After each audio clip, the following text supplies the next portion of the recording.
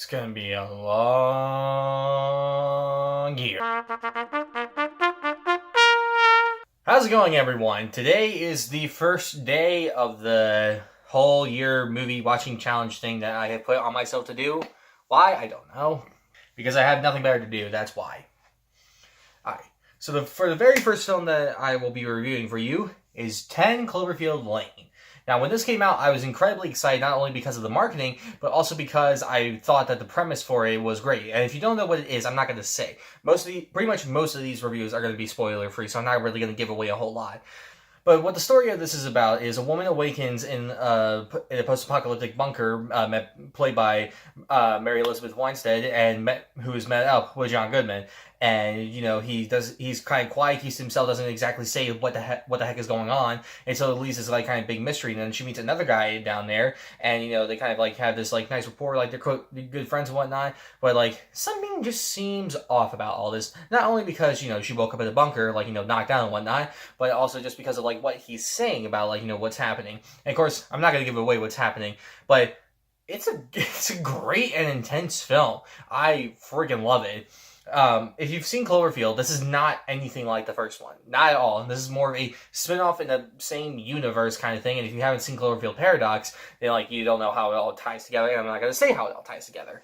But yeah, it's an incredibly intense film filled with fantastic performances from the three people of the cast. Because that's exactly it. There's only 3 people in the cast. And I'm still pissed that John Goodman did not get an Oscar nomination.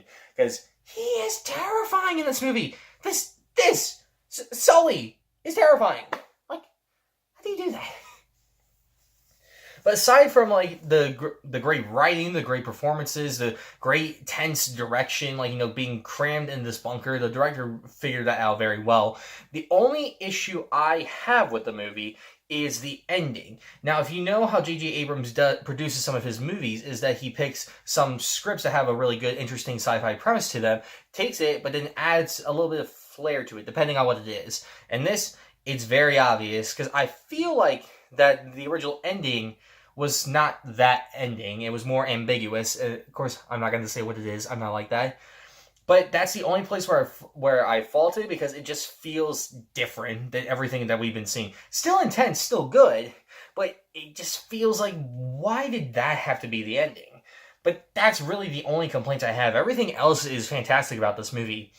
And yeah, it's incredible. It's intense. The acting is on point. The story is great. And everything works perfectly as it should for a film like this. If you've never seen 10 Cloverfield Lane, I highly recommend that you go see it. I'm going to give it a score of 9 out of 10. The only reason it doesn't get 10 out of 10 is because of that ending. But everything else is enough for me to recommend you go out and watch it. Again, incredibly intense, great drama, great acting.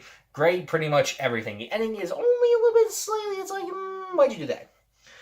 But yeah, that's pretty much it. There's not really a whole lot more I need to talk about this.